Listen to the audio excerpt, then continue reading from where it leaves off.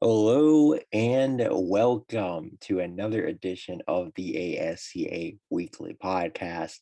I am your host, Charles Fallon, back in here with another episode to talk about the weekend of racing that was under the lights for the first time in 2024 at the beautiful Disney Motor Speedway. And what a weekend of racing it was down there. We got a lot to discuss, obviously, with the defending champion making a weekend statement, a new star being born at the top level of the sport, a new rivalry potentially being born down in the Craftsman series, some silly season updates, and then previewing the upcoming race weekend at Belltown. So, without further ado, let's get into all of the action. But first, I'd be remiss if I did not shout out the ASCA and the podcast premier partners, Circle B Diecast. Head to Plan B Sales, circlebdiecast.com. And on any orders $20 or more, use coupon code ASCA at checkout to receive free shipping. I repeat, use code ASCA at checkout to receive free shipping on any orders $20 or more. And then I would also be remiss if I did not shout out Rowdy Energy. If you want to stay awake throughout the rest of this podcast, click the link down in the description. Cop yourself a Rowdy Energy at the top link in the ASCA's link tree. All right, so let's get into the weekend that was at Disney. And it certainly was a Mickey Mouse kind of weekend for Cameron Atwood, but I certainly would like to discuss the atmosphere and kind of the build up to. I would think that this was one of the most anticipated race weekends for me personally. I know for some other pundits in the sport, and even the drivers had mentioned that this is going to be a big weekend.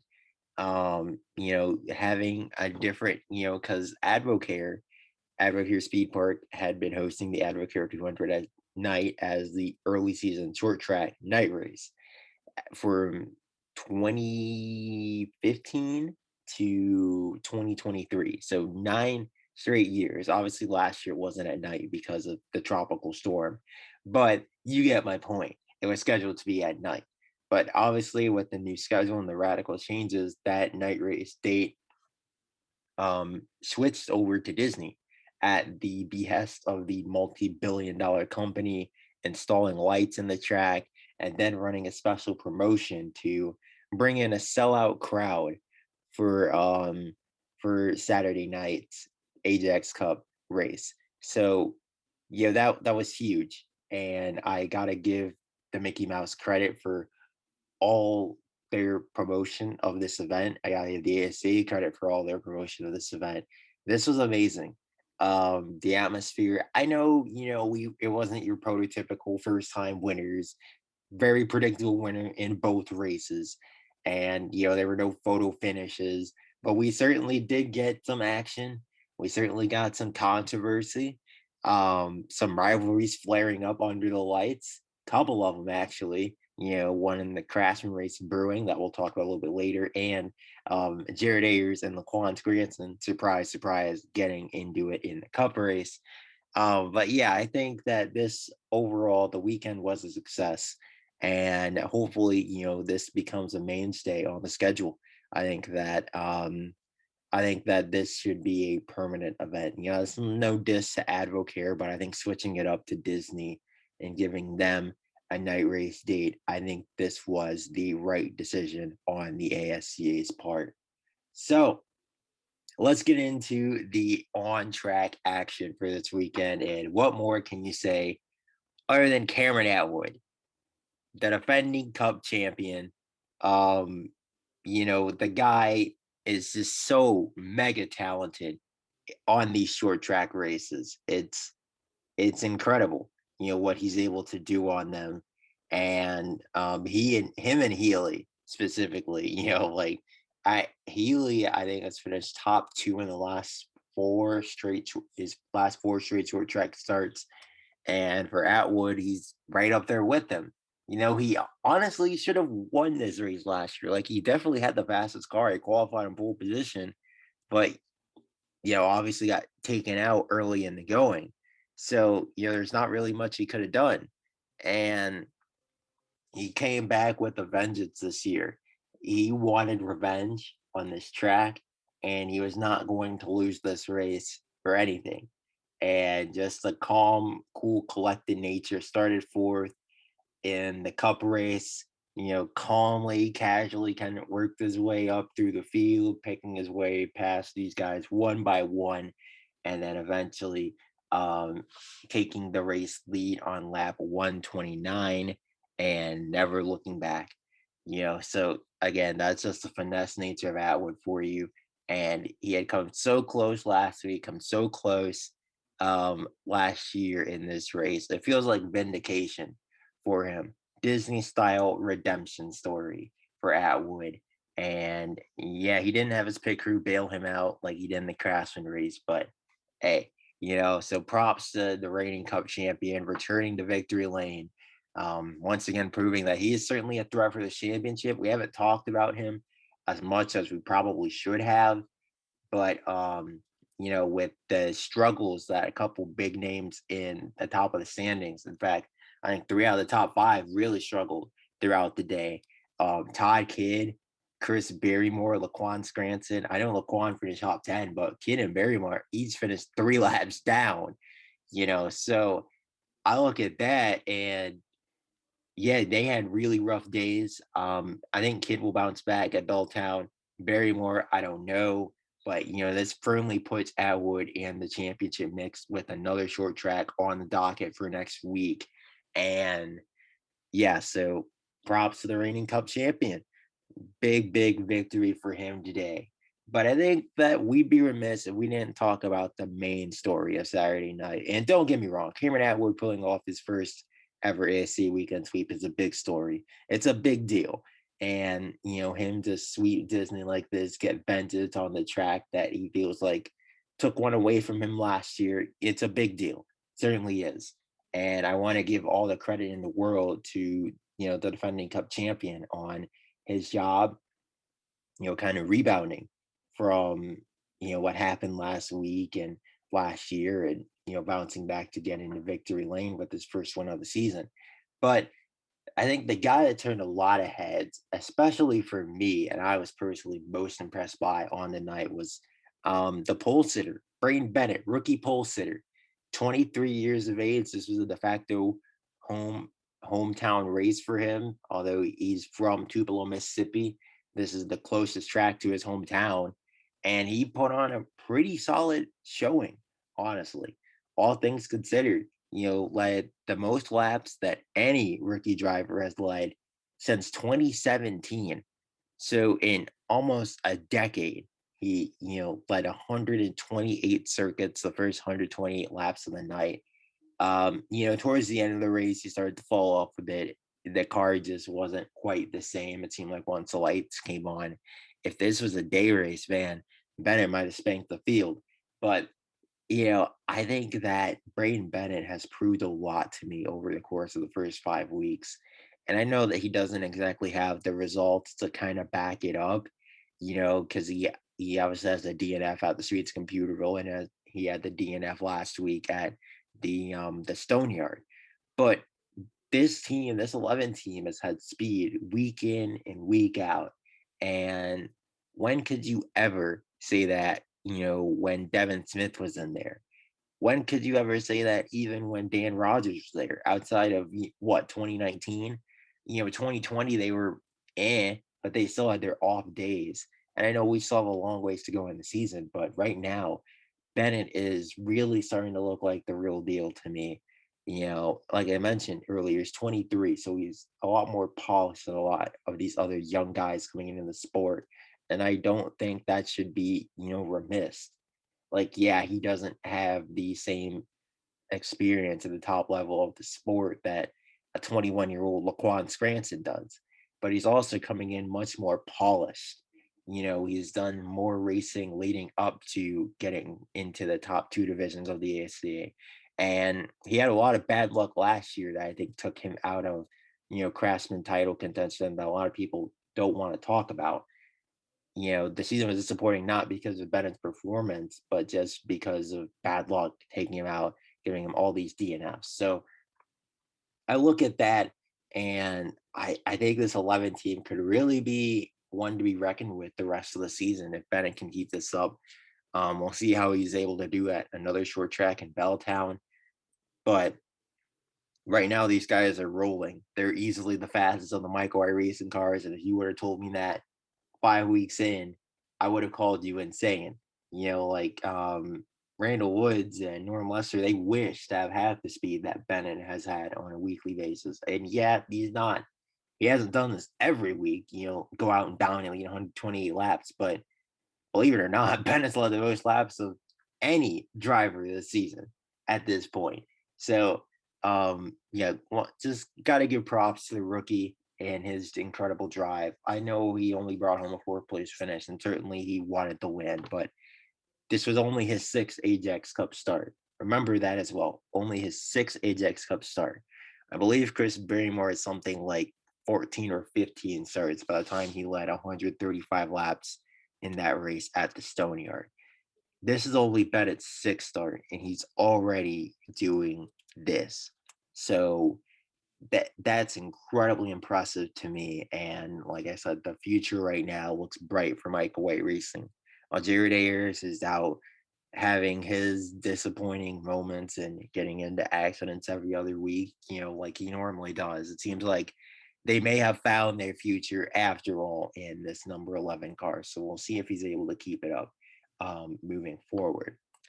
Next, we're going to expand a little bit on the big names and points that struggled quite a bit in under the lights at Disney this week, and that's Todd King and Chris Barrymore.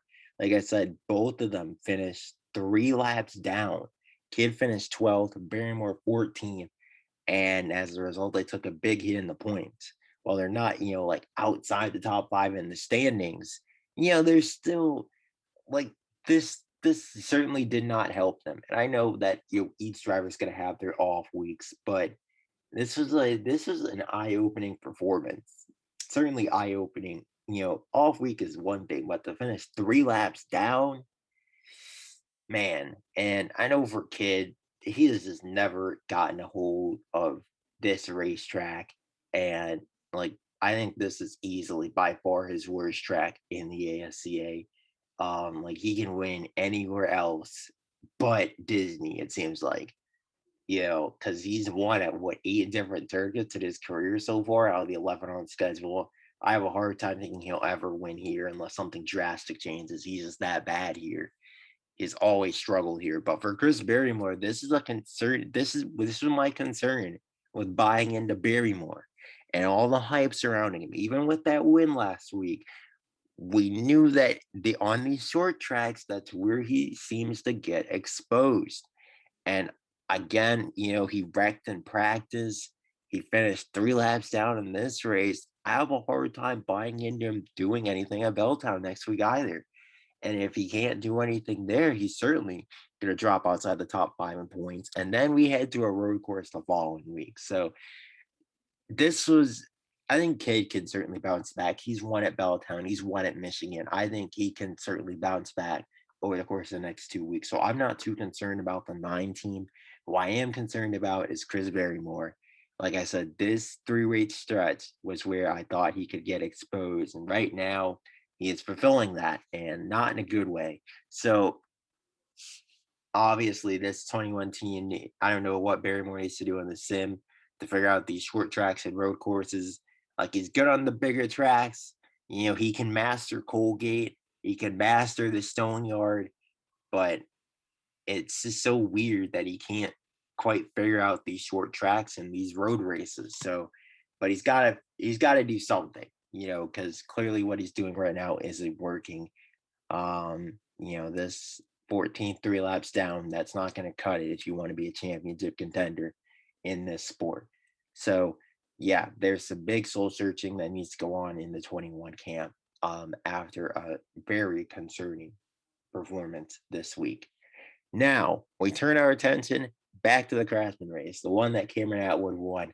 I think the most notable moment of that race, probably the biggest moment of the season, if you cut out Ian Donne's obviously horrific crash at West Virginia.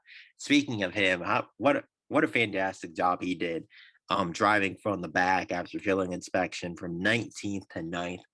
Really solid at really solid evening for the rookie, I should say, under the lights. A lot of pressure on him. And in his first race back after clearing concussion protocol, really, you got to be really super happy here at the forward development program. That showed a lot of resilience, a lot of toughness out of that 19-year-old. And yeah, awesome performance from him. But let's talk about the big story, and that is Graham Darty v. Colin Ward. So, in case you missed the Exalta 100, we're lap 74. Graham Darty is starting to really carve his way through the field. He started in ninth, dropped back a little bit early, but he's starting to carve his way up through the field. And he's on Colin Ward's back bumper while Ward is trying to battle with Nick Painter to break into the top five. And Ward, he's a former winner at this track, obviously the points leader, obviously the defending champion. I guess he was taking a little bit too long for Darty's liking to get by Painter for that fifth spot. So Darty took matters into his own hands, kind of shoved Ward up the track, and it was on corner exit two, which is probably the reason why Ward got loose like that and spun into Nick Painter and took out, Painter and Ward, and then Toby Beckett and Lance Davidson lap cars. They had nowhere to go. So it's I think it's just kind of a rookie mistake. Honestly, like, people forget Graham Darty is 18 years old. This guy is barely an adult. Um, yeah, he's won a race before, yes, but he is very prone to making mistakes. I mean, this is only his that was only his sixth start in the race, so he doesn't have that much experience under his belt, and he's gonna make mistakes. He's a very young kid, and when you get these 18, 19 years old guys in the Craftsman series, they don't have that same polish, the same finesse that Colin Ward does at 22 years old, or Braden Bennett has at 20, 23 years old now in the cup level. So I don't know, I don't know why people are assuming that this was intentional at all by Darty. I've never seen anything to make me think that this was an intentional move by him. Because Ward cut him a lot of slack in that finish at the Bayou Moore 125 last year. Because like he could have gone in a lot harder, I think, if he wanted to, kind of roughing Darty up at the end of the race. Of course, they had that awesome photo finish, and then Darty, pull off the victory for his first career Craftsman win. But I actually don't think that this is gonna be a long lasting feud. Like I said, that this sport needed this, obviously on Twitter after the race, but I I don't think Dart is that type of guy. He knows better. He's watched this sport long enough to see what happened to hear a Diego Urquidy, a Jared Ayers, a Laquan Scranton. If you're out there beefing with guys week in and week out, it's gonna come back to bite you, especially when you're beefing with the caliber of driver that Colin Ward is. I don't think Darty wants to smoke. He knows that, and obviously Ward kind of got in his face after the race, had some choice words for the young kid. I think that's just he in the moment stuff. People underestimate Colin Ward's a very fiery guy. He's obviously lax and laid back quite a bit because he wins a lot of races. So he rarely gets mad. He wins a lot of races, finishes in the top five, top 10 a lot. This is only the second DNF of his career for a reason, you know. But he's a fiery guy. He'll get like that. But, once he calms down, once, I think him and Graham talk about it throughout the course of the week, I think they'll be fine going forward. But I would say, if we're getting late in the race, and this upcoming week's GameStop 100, 9 to 98 are battling, 98 ahead of the 9. you know they're right on the bottom, in the traction agent. don't be surprised if we see a bump and run or potentially something even worse. Dirty might have one coming in that case. I don't think it's going to be anything, vicious or malicious of that intent. I'm just saying, watch your back, kid.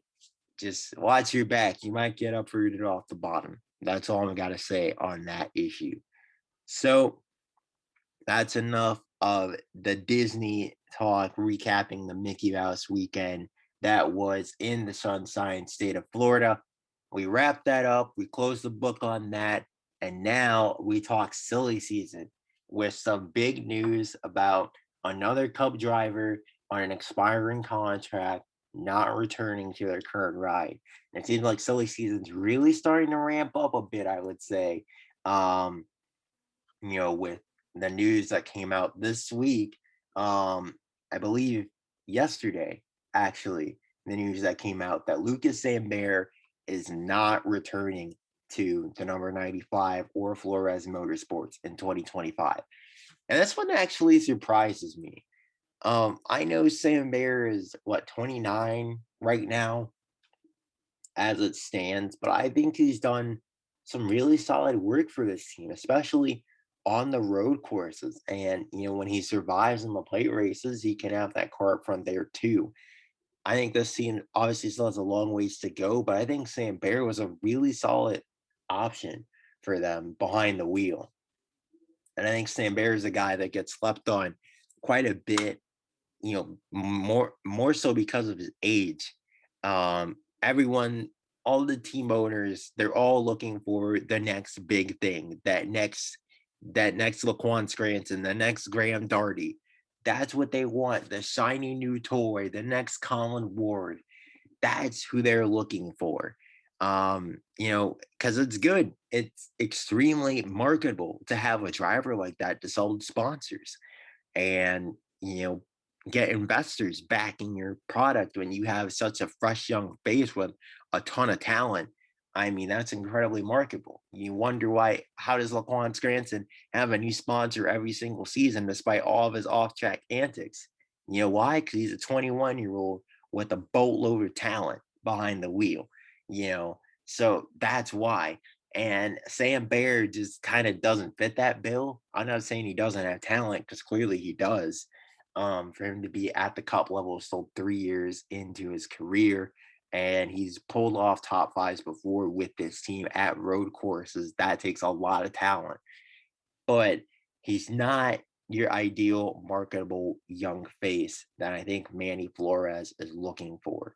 As he kind of mentioned that he's looking for heading in a different, younger direction for 2025. So I'm interested to see what that direction is exactly, because I really don't know.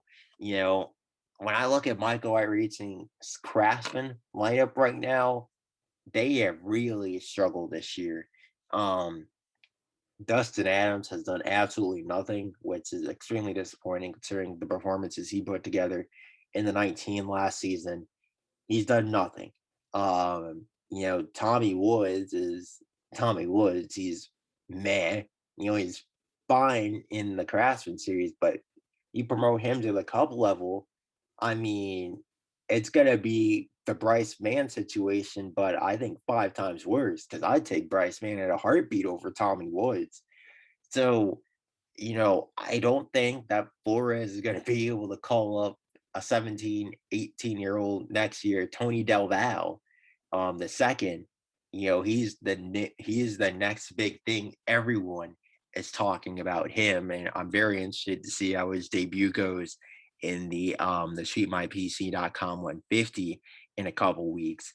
But everyone's talking about him as the next big thing. We'll see on that one, but they're not going to promote him up to a cup ride before he's even ran a full Craftsman series. That wouldn't make any sense. So I I don't know who they're going to put in this 95. Maybe they intend to enter in the Bryn Renner sweepstakes and really kind of go all in because they're only paying what Lucas Sambra, I think, $1 million this season. They'd have to probably pay easily upwards of 10 million with the offers that Renner's getting. They'd have to break the bank if they want to bring him in. So I don't know if that's where they intend to go, to try to attract some more sponsorship, but it's an interesting situation. And as for Lucas Sambert, I don't know where he ends up either. You know, um, I hope, for his sake that he can find a home because I think in the right equipment, he proved in his 1 year Michael White Racing in the Craftsman Series, he proved that in the right equipment, he has the talent to compete. While he didn't win any races for Michael White Racing, it was only because he got, 1 year. And, with the how competitive the Craftsman Series was in 2021 with guys like Laquan Scranton and Sean Wooden at each other's throats all year. It's kind of understandable. So I hope that Sam Bear can kind of land on his feet. We'll see where he ends up, um, in 2025. But I think that'll also be an interesting story to follow and kind of seeing where that plays out. Because I think, whoever ends up signing him is going to get obviously a veteran with plenty of road racing experience, plenty of road racing acumen, and a guy who can also do some things on plate races. And who knows, maybe in the right equipment, he can also do some things on, the rest of the tracks as well. But without further ado, let's get into previewing Belltown, the AutoZone 200 coming up this weekend. And well, I think there's one guy who you look at and you're like, man, if he doesn't win, I'll be shocked. Or if he's not a factor to win, I'll be incredibly shocked. And it's not Cameron Atwood. No, it's the guy who finished second to Cameron Atwood at Disney. That was Greg Healy. And Healy, I mean, his Belltown statistics are absolutely ridiculous. When you look at them, I mean, his track record here is absurd. Since 2021, you go back to 2021, he has won 4 out of the last 6 races here. He's finished top 2 in every single race here. His the last time he finished outside the top 3 here was in this race in 2020. That was what, 4 years ago? When I said his track record was absurd, did you think I was lying? I mean, he's a Cup champion for a reason. When it mattered most in 2022, when he had to perform at this very circuit, he led 155 laps and finished second. I bet you he could have won that race or figured out a way to win that race if he had to for the championship.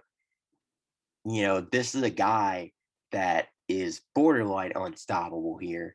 And especially when we came here for last season finale, Healy had a point to prove. He was coming off a disappointing title defense effort with a lot of DNFs, a lot of mistakes, rare mistakes from that 3 team that we really haven't seen since his rise to superstardom in 2020. And he came out with a point to prove. And boy, oh boy, did he prove it. 168 out of 200 laps led on his way to euthanizing the field and kind of leaving a statement that, hey, I'm going to be back next year. And while he hasn't gotten off to the start of the season that you would have hoped for Suits Enterprises, um, we had to do a short track last week at Disney. He finishes second, qualified second, finished second. And that's even with coming back from a horrible car at the start of the race and a pit penalty. He still came back and finished second. So, I look at that and Haley, I think, has to be the overwhelming favorite. Even with Atwood's track record here, he's won a race and all that. I think Healy has to be the favorite. And it's going to be all eyes on Healy to see if he can finally capture that elusive 3rd Belltown trophy in a row. And we'll see if he's able to get the job done. Atwood, I think, will be his biggest competition. Obviously, it's always those two on the short tracks, the 2 most recent Ajax Cup champions. How about that? But Healy, Atwood, I think Warren Luster is going to bounce back this week as well. We all know his Belltown track record. He's always been good here. He's won multiple races here. In fact, his most recent Cup Series win was here in this race in 2022, just a couple years ago. So I think Norm Lester has a big opportunity to do some things. He's running double duty this weekend, as is Atwood. Um, you know, it's going to be interesting. I think Todd Cade has a big opportunity to bounce back as well. After a really disappointing effort, he finished second in the season finale here last year. He's consistently ran pretty well at this circuit. I think the guy who could be in some trouble, surprisingly, at his home track is Diego Urquidy, the points leader. Um, Urquidy just has had a love-hate relationship with Belltown. I mean, yeah, he's won 2 championships here. Yes, that's very true, but he seems to DNF at this circuit more often than not. And the last time he led laps here, I don't even remember when it was. Like it has been a really long time. And I know we DNF'd here in the finale last season. So, I don't know how Urquidy's gonna do. We'll have to see.